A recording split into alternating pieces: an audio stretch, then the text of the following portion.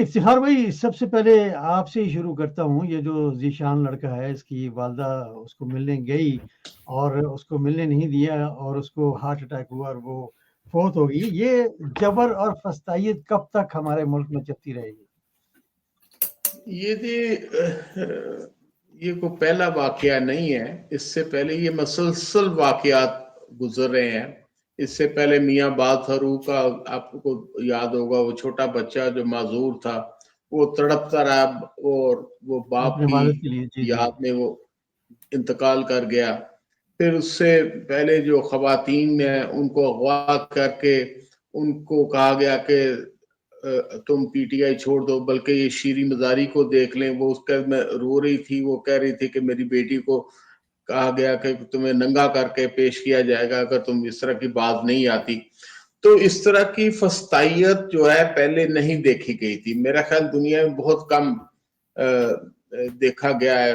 جس طرح مسولینی کے زمانے میں ہوتا تھا، پھر اس کی بعد میں اس کی لاش جو ہے وہ ٹانگی گئی تھی الٹی لٹکا کے، اس کی سیکٹری اور اس کے ساتھ اس کا جنرل جو تھا. اور اس کے بعد آپ نے جو دوسرے چاوشسکو کو آپ نے دیکھا، رومانیہ کا جو صدر تھا، اس کو فائرنگ سکواڈ کے سامنے اس کو اور میاں بیوی دونوں کو قتل کیا گیا. تو میں یہ سمجھتا ہوں کہ یہ جو واقعات ہیں فسطائیت کے، یہ پہلی دفعہ نہیں ہے اور یہ آئندہ بھی ہو سکتا ہوں گے جب تک یہ سلسلہ جاری رہے گا.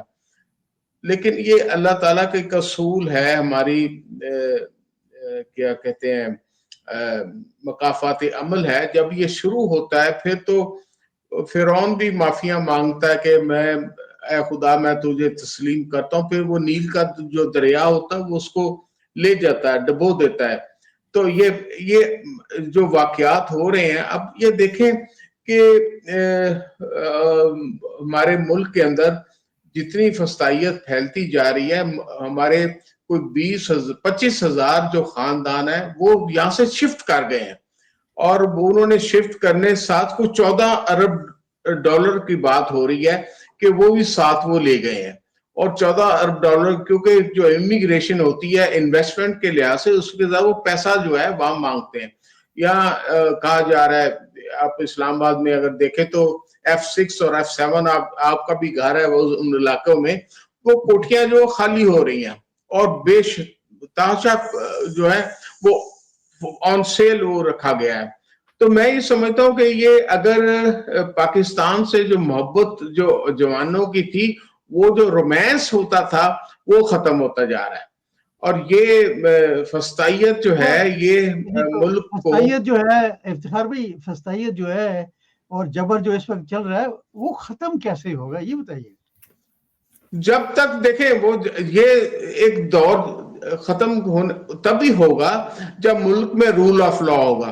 ملک میں رول آف لا تبھی ہوگا جس وقت ہماری جو عوام جو ہے وہ نکلے گی. اس کے علاوہ کہ ہماری تمام جو پولیٹیکل پارٹیز ہیں، پی ٹی آئی کے جو سیکنڈ لیڈرشپ ہے وہ بھی کمپرومائز ہے. میں نہیں سمجھتا کہ اس کے بغیر کوئی حل موجود ہے، کیونکہ تمام عدالتیں جو ہیں سپریم کورٹ کے وہ سب جو ہے وہ پیک کر دیے انہوں نے. تمام ججز جو ہیں جو ان کی مرضی کے ججز تھے وہ انہوں نے عدالتوں کے اندر فٹ کر دیے ہیں، کیونکہ انہی سے انہوں نے فیصلے لینے. اور 20-25 سال کا اگلا وہ سوچ رہے ہیں. یا کو آپ دیکھ لیں، یا خان ہو گیا آفریدی جو ہے، وہ بھی آپ دیکھ لیں کہ اس اپنی مرضی کے فیصلے کر رہا ہے. اب اس کو اپنا تو کوئی اختیار شاید رہا نہیں. تبھی وہ صاحب ہیں چوہدری صاحب جو چیف جسٹس اس وقت ہیں، وہ تو چیف جسٹس جو فائز عیسیٰ تھے انہی کی فٹ سٹیپ میں وہ چل رہے ہیں.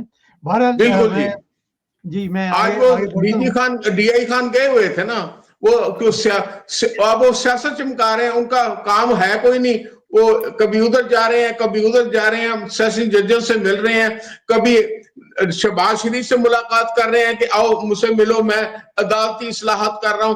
اور کبھی مل رہے ہیں عمر ایوب سے کہ سیاسی. آپ مجھے بتائیں چیف جسٹس کا کام کیا ہے؟ ان کے عدالت میں کیسز لگے ہوئے ہیں اس کے. جی بالکل دونوں پارٹیاں ہیں. جی بالکل. چیف جسٹس کا جو کام ہے وہ ہے انصاف دینا. کیا وہ انصاف دینا. دے رہے بالکل صحیح ہیں کہہ یا رہے ہیں. نہیں،